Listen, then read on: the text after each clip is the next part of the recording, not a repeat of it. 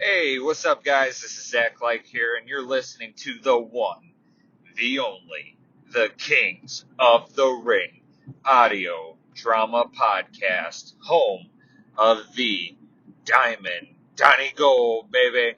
Woo! Let's get it, boys! You're listening to the Kings of the Ring podcast network.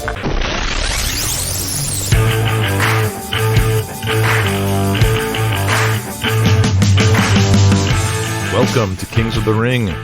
I am Steve Tatai, the creator of this world, and with just 2 episodes remaining this season, today's number 49 is the go home to set up the big season 5 finale, number 50. So let's get right down to it. Kings of the Ring is intended for mature audiences. Today's episode would be rated TV-14 for profanity. Ladies and gentlemen, welcome to the Kings of the Ring. And down goes beautiful Barry Lovelace with a tomahawk chop from Diamond Donny Gold. The fans of Spartanburg, South Carolina have been confused this entire match on who to cheer for and who to boo. Diamond Donny kneels on Barry's chest, raining down knuckle punches to his forehead. Donny springs to his feet and looks out to the crowd to yell at a ringside fan for jeering. Then he turns its attention to Miss Kitty at ringside, cheering on her man, and thrusts his groin at her. When she turns around, mortified and disgusted, the world champion gets up and hammers Donny from behind, who no-sells it, then wheels around with a solid punch to the jaw. With Barry Lovelace on his back, Donny grabs his feet and spins his finger in a circle and puts on the figure 4 leg lock. With Miss Kitty screaming at ringside and the referee in Barry's face asking if he wants to submit, beautiful Barry Lovelace has no choice.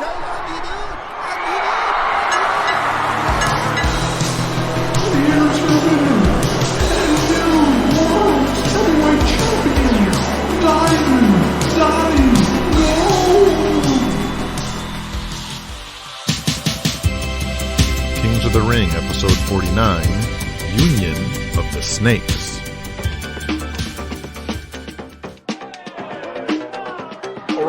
Welcome back to All-Star Wrestling fans. It's been a trying and difficult week as we're still reeling from the events in Atlanta.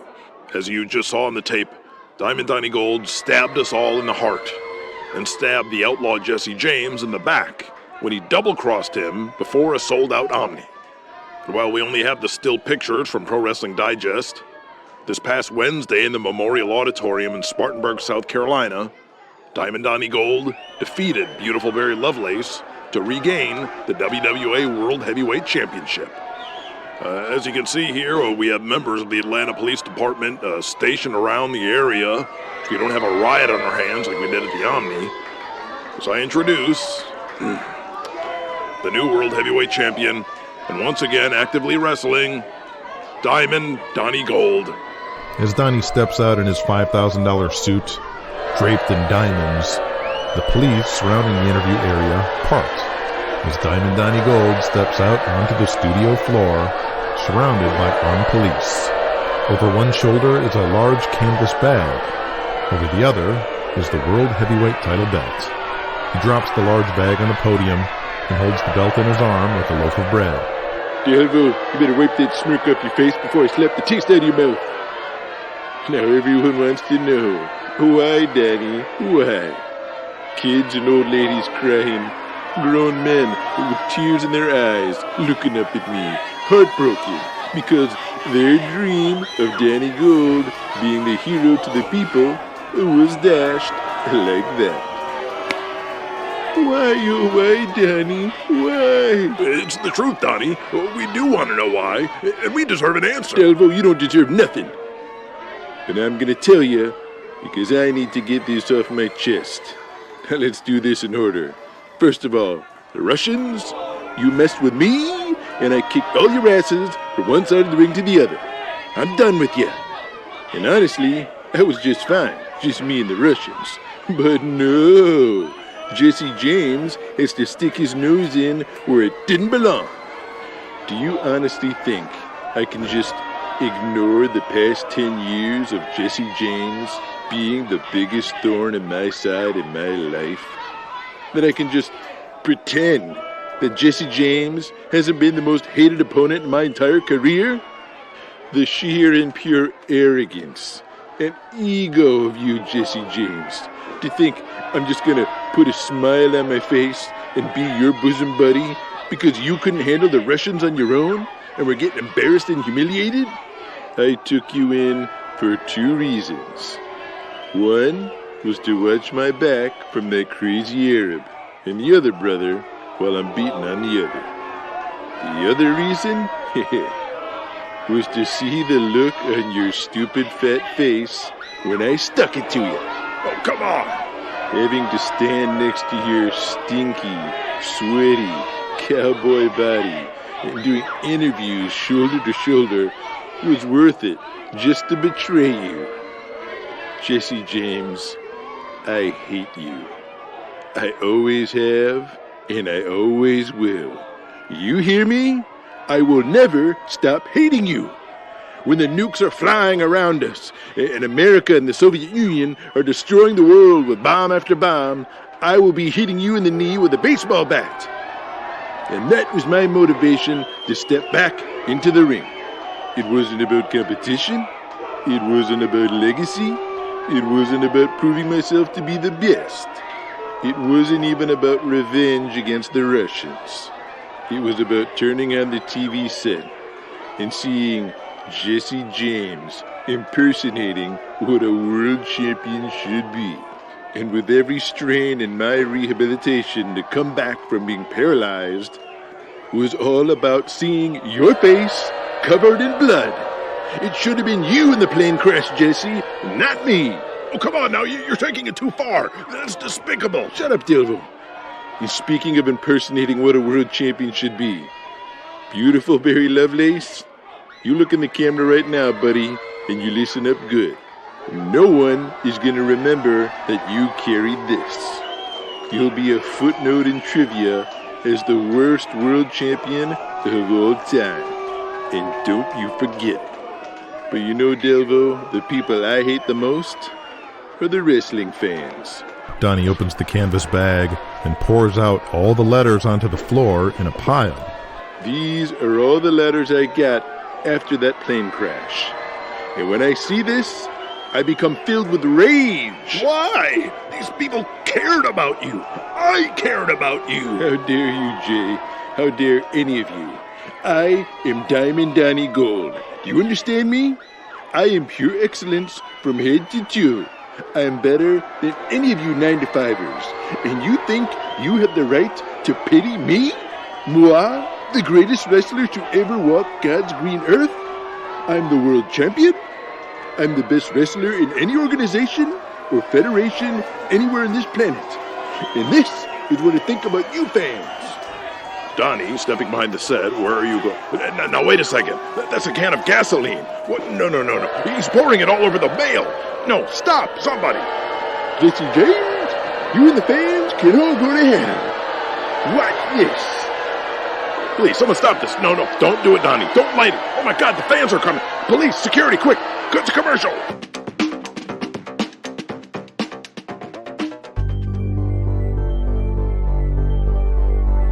The stocky veteran Pat Stevens and Luke St. George drive down 8th Avenue to the back parking lot of the world's most famous arena, Madison Square Garden.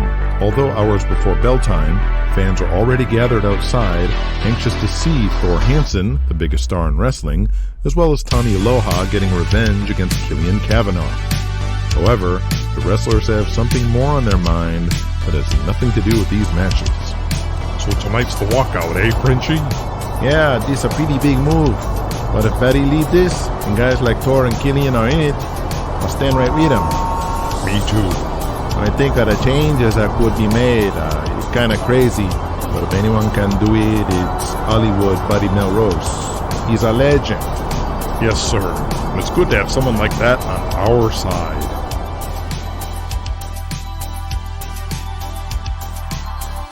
Like every other Empire show at the Garden, the crew, office, and wrestlers are buzzing, while fans are let in with a rowdy crowd for sure. Louis the Greek greets the wrestlers with a handshake as usual as he pulls out the format sheet with the match order for the card and pins it on a bulletin board with a thumbtack. Brian Lovejoy, Marauder number 2, wearing his boots, tights, and no mask, walks up to look at it after Louis walks off. Chief Thunder walks up and stands beside them while they pretend to look at the matches. Hey, brother, we doing the gimmick or what? Where's Buddy? I don't know, but he needs to show his face. Don't worry, he'll be here.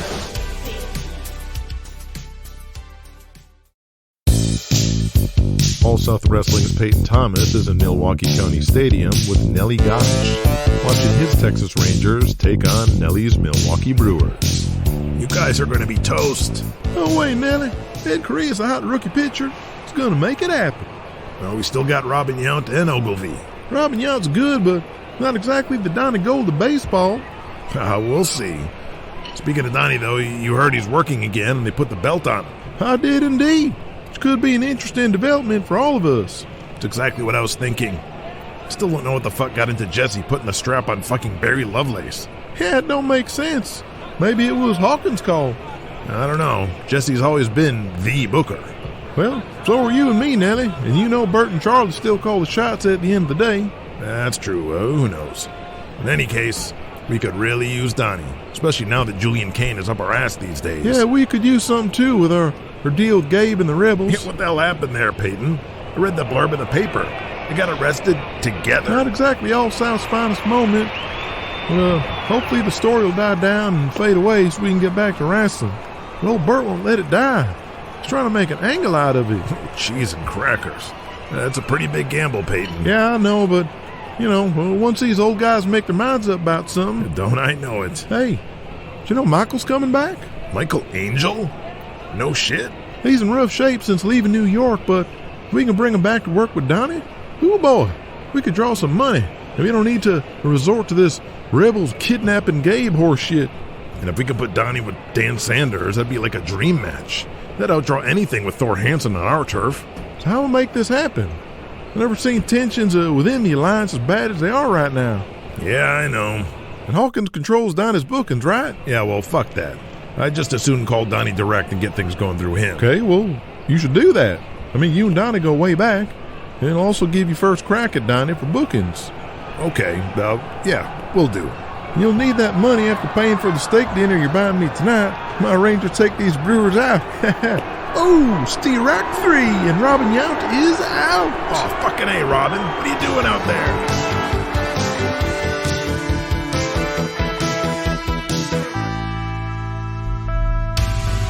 Les Henderson has been walking around Julian Cain, mingling with the Madison Square Garden officials, going over the numbers. Even Nigel Davies is present tonight in a new suit. Luke St. George reluctantly puts his tights on and mutters to the Blob. If Buddy Melrose is gonna make his run in, he needs to do it now. We're half hour away. This needs to happen. I don't want to go back to Canada. The door opens and the boys look over as beads of sweat form on their heads, then exhale as it's just Thor Hansen with Julian Cain.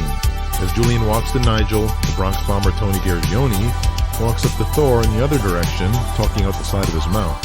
Hey, Thor, you seen Buddy? No, dude. Haven't seen him all day. Fuck, man, are you serious? Tony stops in his tracks.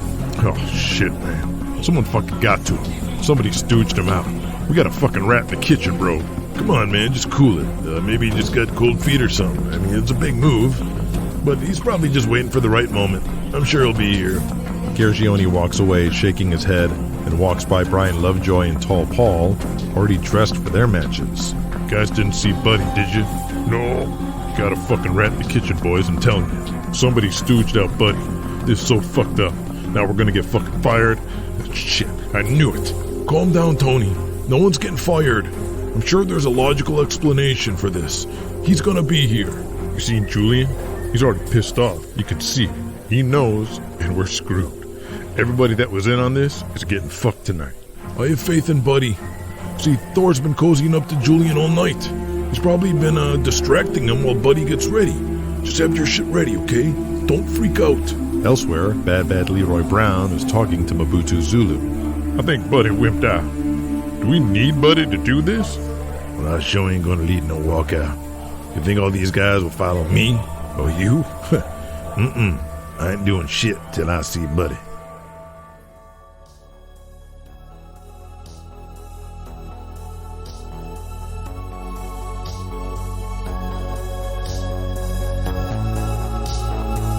Diamond Donny Gold wakes up in his king-size bed in his executive suites apartment in Atlanta, and beside him in bed is none other than the World Championship belt, now back where it belongs. How you doing, sweetheart? Are you glad to be back? I'm glad you're back. Oh, hang on, darling. Hello. Donnie, it's Nelly. Nelly, how you doing, brother? Listen, congratulations on your return to the ring and getting the belt back. Thanks, brother. Saw a tape of your comeback match. You look sharp as ever. And that swerve turn on Jesse, perfectly done. Thanks, brother. Who's old Jesse? He booked that entire angle from start to finish brilliantly. No doubt.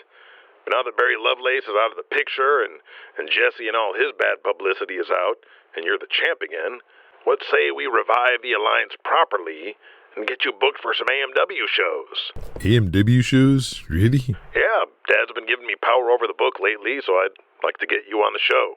Imagine you and Dan Sanders in Chicago Stadium or the St. Paul Civic Center. I mean, it'll be like printing money. Geez, Nelly, you're going to have to talk to Daniel on this. He does my bookings now, and honestly, I can't afford to work any dates outside SCW. Jesse and me is the hottest program in the business. I can't walk away from that kind of money. Daniel has me booked all across Florida to St. Louis to the Carolinas. I mean, we're going to be running some stadiums this summer. We're red hot. But Donnie, we got these guys, the Apocalypse. I want you to see them. I'm sorry, Nelly, but give me a call later in the year if we cool off. Otherwise, SCW is red hot in 86. Okay, Brian Lovejoy, Leroy Brown, and Bronx Bombers. You up first. Brian, Leroy, and the Bombers look at each other from across the locker room, unsure what to do. Tony Gargioni angrily slams his locker room door shut, shaking his head. I'm coming, Louie. Fuck. Louis is all confused. What you angry about? You match right here. You even going over? It's not it, Greek. You seen Buddy or what? Where is he? He not here. He's sick. Motherfucker. Brian, Leroy, and me and Mike Diamond walk over too. Did you say he's sick? Yes. Julian say he's sick. It's no problem. Me and Hendo can handle the show like we used to do all the time. I want 15 minutes. Bombers over on Brian with double clothesline spot like we do in St. Paul. Louis walks away and the four of them stand there gawking at each other.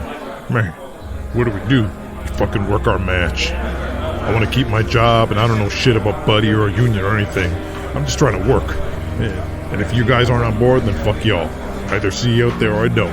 Tony walks off in a huff, while me and Mike Diamond shrugs his shoulders and follows his tag team partner. The rest of the locker room sees them walk towards the ring as they hear the ring announcer Chase Sterling open the show and finish putting on their gear, all individually wondering what went wrong, with some ashamed they even bothered at all. All the while, Julian Cain watches from the edge of the locker room, sneering and squinting his eyes. As the day ends, Carol Baskin puts on her nightcap and robe, turns the lights out in her kitchen in the hallways as she sees her husband, the legendary Hollywood Buddy Melrose, passed out on his lazy boy in the living room, half-empty glass of bourbon still in his hands as he snores away. She puts a blanket over her husband rather than wake him to bed, and turns out the light beside him where there sits the Federal Express letter from the Empire Wrestling Federation, informing him he's been fired.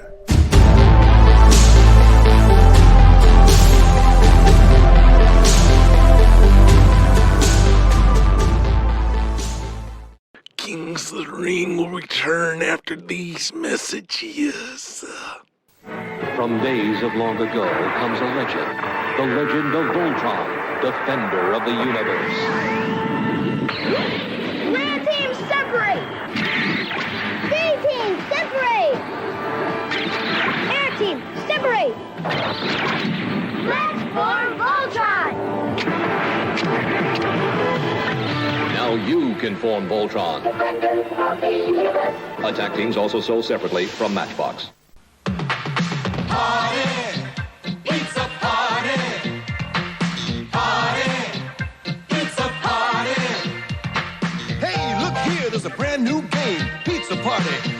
name. You make a pizza, as you can see, with onions, mushrooms, or pepperoni.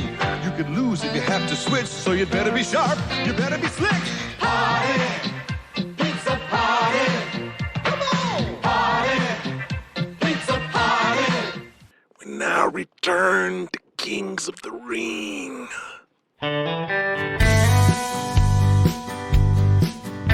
Jesse James and Daniel Hawkins are in the Beef and Bottle Steakhouse in Charlotte, North Carolina, celebrating their recent victories and the successes yet to come. Cheers, Daniel. Jesse says as he and Daniel clink glasses of 1968 Chateau Latour. Thank you, Jesse. This program you have with Donny is even harder than I ever imagined. I've never seen advances like what we have the next few weeks. And the big payoff comes at Wrestle America. We book Charlotte Stadium again. Are we going to do some other stadiums this summer, like the Orange Bowl in Miami and some other baseball parks? If it's you and Donny, what about the Russians? I'm going to move up Bo Riggs into this, and I want him and Vladimir Rakov to fight over the U.S. title. You sure? He's still kind of... Jesse glares at him while he pours another glass of wine. I mean, I can't wait. Daniel, the fire's blazing right now, and it's only going to get hotter. Our feud has been reignited in the biggest of ways. But we need to really take advantage of the heat we got, send a message to America that this is where the big boys play. Okay, what do you have in mind? Now, I can't deny there's a certain stink on that belt since Lovelace. And even for me during the Jimmy Buck run. Now, I think to really signify that this is a new era and that we're on the same level as the Empire, we need a new belt. Hawkins' eyes open wide. And it needs to be the grandest, most spectacular championship belt the wrestling business has ever seen. It needs to be bigger than everybody else's. And it needs to be solid gold with jewels encrusted and a nameplate that says who the champ is. If the world title is number one in the world, then the belt has to look the part. I love that idea. I'll spare no expense. Thank you, Daniel. I think that's a key part of our entire mission here. Wouldn't you say? Absolutely, Jesse. And I like that attitude. I want everything about us to scream that we are a force, that we are going to be truly national. Now, how about we finish up with some proper bourbon? Which owed us that Papa Van Winkle? Okay, yeah, we got the money.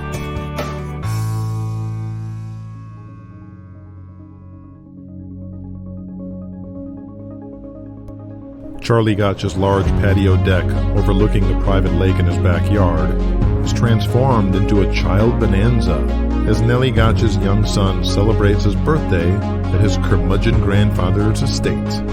Charlie shakes his head as he watches more than a dozen kids destroy his home, while some of the AMW wrestlers mill about between Gotch family members. Shark and Buzzsaw are in full gimmick and are playing with the kids who are completely entranced by their living comic book looks. When Nellie's son jumps in his grandfather's arms. Thank you, Papa. Oh, happy birthday, kid. Nellie almost bursts into tears seeing this, but composes himself as Dan Sanders is talking to him. I don't know why Charlie was so bothered by this at first. I offered to take them to Showbiz Pizza Place. What's that? It's this new kid's place, and they have like every arcade game there is. Plus this robot bear named Billy Bob comes to life and walks around. Sounds horrifying. No, it's for fun. Well, I guess I should get smartened up on that kind of thing. Been away from home too long. Want another Old Milwaukee? Nellie reaches into a bucket and pulls out another bottle. Thanks, Nellie.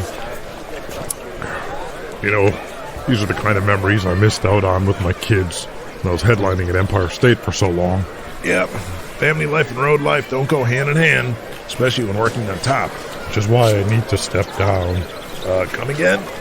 Not now, but I want to start winding down my wrestling days. Besides, you guys need a young babyface to take over here at AMW anyway.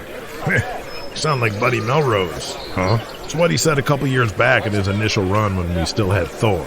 I was replaced by Thor in New York, but in hindsight, it was the right move. And for me, maybe a blessing in disguise. Sure, I was bitter and PO'd, but it opened my eyes in a lot of ways, being removed from everything.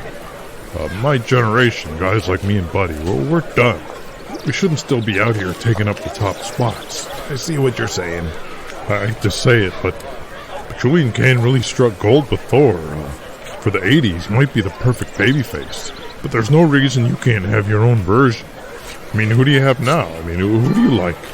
Well, we got Shark and Buzzsaw. They fit the bill, but they're a tag team. We'll split them up. It's an idea, but how much time are you giving me, Dan? No timeline, but you don't want to get caught with your pants down. Yeah. The Apocalypse finally give themselves a break from the kids and group in the kitchen while Shark looks for a beer when Charlie Gotch walks in. Mr. Gotch, can we talk to you? If you want to get paid just because you're in gimmick, forget about it. You're doing this on your own. No, it's not that. We got a call from Julian Cain. What did he want? Us. Shark answers. He told us we'll make more money than we ever will at AMW. We'll get more pussy, have toys made of us. What did you tell him? You better have told him to go to hell. Is that what you did, you son of a bitch? We didn't call him back. He just left a message on our machine. Good. That's good, boys. You did the right thing. Fuck Julian Cain. So what did he say after you told him to fuck off? We didn't say anything, but he said it's an open... No, we told him to fuck off, Charlie. We told him good. Fuck him. Julian's crossed the line. I can't believe he called you two. He already stole Thor from me. He's trying to steal you too. Over my dead body. Yes, sir. You know he doesn't really want you, right? He's just using you to get to me. I mean, we're at war. He knows how limited you two are. It wouldn't do him any good. It's just about me. Okay. Yeah, I got it. Something needs to be done about this Julian Cain. Once and for all. I need to make a phone call. Charlie leaves and Buzzsaw looks at Shark. But you cut me off, man. Julian told us we could jump whenever we wanted. I wanted to tell Charlie that. The old man doesn't need to know that. He doesn't need to know any more than what we tell him. You see how he didn't even give a shit about us? He barely thanked us for today and told us we're the shit. I don't think he really said all that, but... Listen, Buzzsaw, I still don't like you. You're a fucking wimp. But we are the most over tag team in wrestling, and that includes those Nancy Boy rock and rollers. So we are in this together, and I'm not going to let your dumbass hold me back from getting paid what we deserve. If Julian was willing to pay us all that money, then AMW should as well. And if not AMW, then maybe someone else in the alliance. You hear how much money the Outlaws make in Japan? Yosemite told me, and they make more in a week than we do. Fuck this AMW loyalty you keep talking about while you try to suck the old man's wrinkly dick. The only people we need to be loyal to is each other, and we aren't getting enough money. Julian Cain's offer proved it.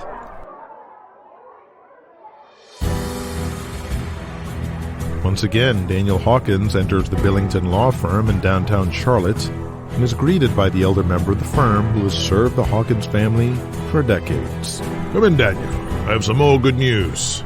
Good news indeed. Last we spoke, I told you of a certain level of power you would have with the Alliance because of the stalemate of votes from you owning 3 and the other gentleman owning 3, with the 7th effectively dead because that was New York, which seceded from the Alliance in 1984. Yes. However, it seems you may have control over the deciding vote after all. Really? How? In combing through the World Wrestling Alliance bylaws with a fine-tooth comb, we not only found these articles were barely updated since their creation in the 1950s, but there is something known as the Champion's Clause. Are you familiar? Never heard of it. It's something that likely never was activated because it was unnecessary. 7 votes, every issue always decided. Now, it's only 6 votes. The Champion's Clause has just become incredibly relevant. What is it? What is it? The World Champion of the World Wrestling Alliance, whoever that happens to be at the time, has the power to determine all tiebreakers. What? Does that mean what I think it does? The World Champion casts the deciding vote on all issues with the World Wrestling Alliance. Oh my God. Diamond Donny Gold is the deciding vote, and he's my guy. This changes everything. I've done it.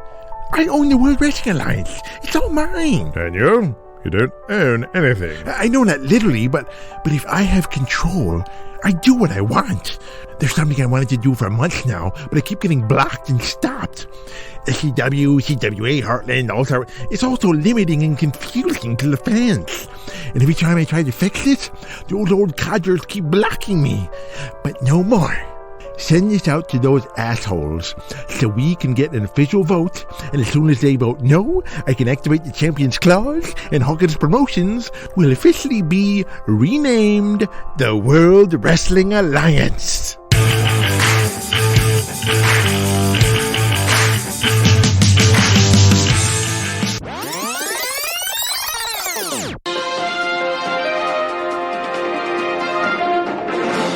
Hello, and welcome back to ABC News Exposed.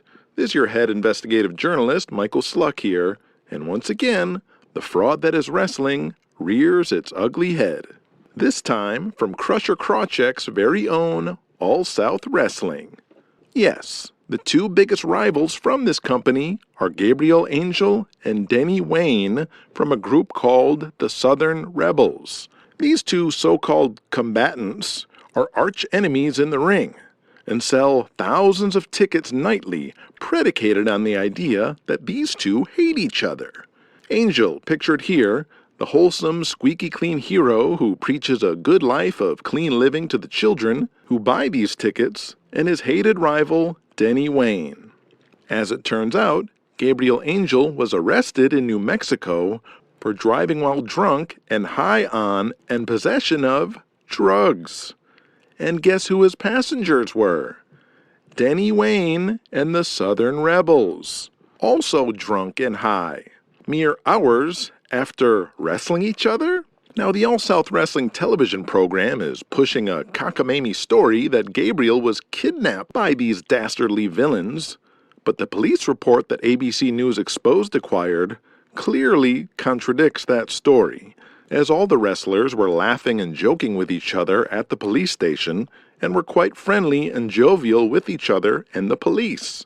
This is the type of fraud that wrestling pulls on a paying audience nightly. So which is it, All South Wrestling? Are they arch enemies or best friends? Now the people know the truth.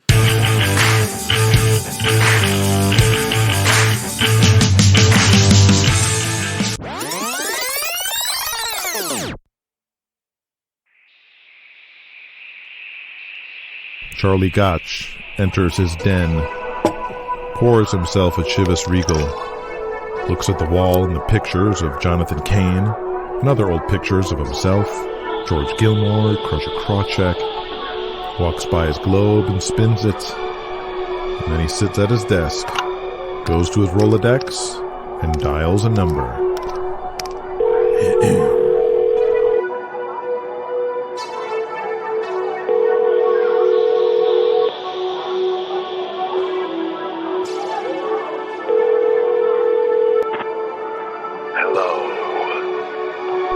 Julian. Charlie. It's time we finish this once and for all. Oh, really? Face to face. Are you sure you want that? On the 18th, we're running Denver Coliseum. I know you're gonna be in town. So if you show up at the Coliseum, I'll be there, waiting. Just you and me. We can finally end this.